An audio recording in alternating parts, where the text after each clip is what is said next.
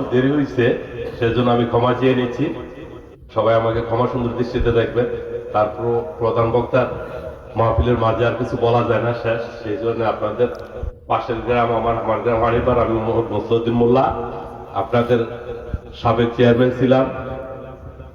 হয়তোবা তখন আমার বয়স ছিল অনেক অল্প, অনেকে হয়তোবা আমাকে এখনো নাও চিনতে পারেন, অনেক মুরব্বী হয়তোবা চিনতে পারেন, আর যারা 15-16 বছর গ্যাপ তারা হয়তোবা নাও চিনতে পারেন। আমরা বিভিন্ন পারিপার্শ্বিকতার কারণে হয়তোবা কোনো ওয়াজ মাহফিলেও আসো অ্যাটেন্ড করতে পারিনি। যাই আল্লাহ তাআলা আমাদের একটা অশেষ সুযোগ তৈরি করে দিছে, যার কারণে আমরা এখন সবগুলি ওয়াজই হয়তোবা উপস্থিত হতে পেরেছি বা পারবো আশা করি।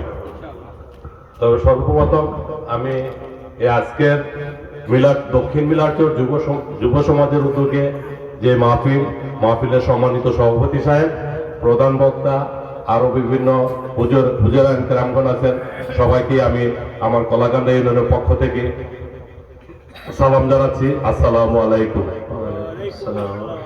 আমরা ওয়াজ শুনছেন ঠিক, হুজুরের থেকে অনেক কথাই শুনছেন, কিন্তু আমল আমরা কেউই করি না।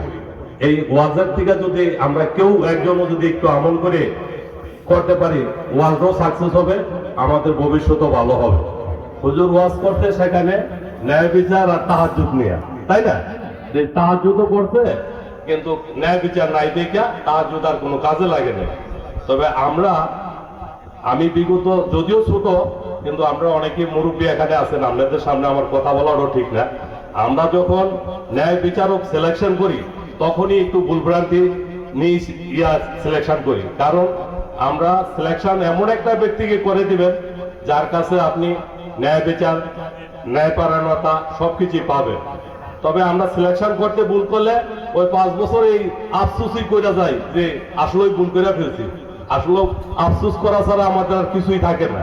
আমি আশা করি যাতে আপনাদের বিবেক বিবেচনা এবং সবকিছু মিলাইয়া যার কাছে ন্যায় বিচার পাবেন।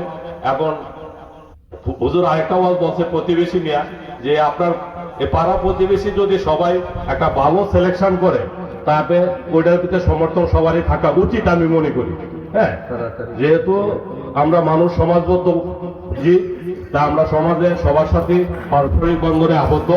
এই কারণে একজন ভালো, যদি ধরেন সে একজন মেম্বারই আপনি সিলেকশন করে দিবেন, যদি মেম্বার ভালো সিলেকশন না করে দেন তো এই চেয়ারম্যান যতই দেব, কিন্তু মেম্বারের কারণে ওই জিনিসটা আর আমরা ওইভাবে উপস্থাপন করতে পারতেন না, বা তখন আফসোস করবেন আরে কি মেম্বার বানাই দিলাম, আবার সেই।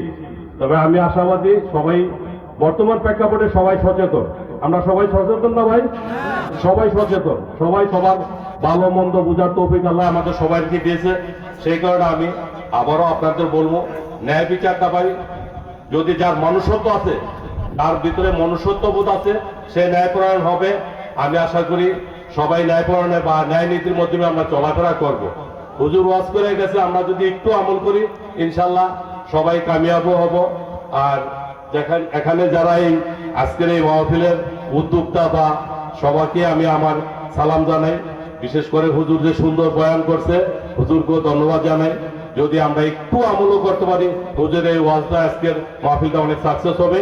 সবাইকে ধন্যবাদ জানিয়ে আমি আমার বক্তব্য এখানে শেষ করছি। আসসালামু আলাইকুম।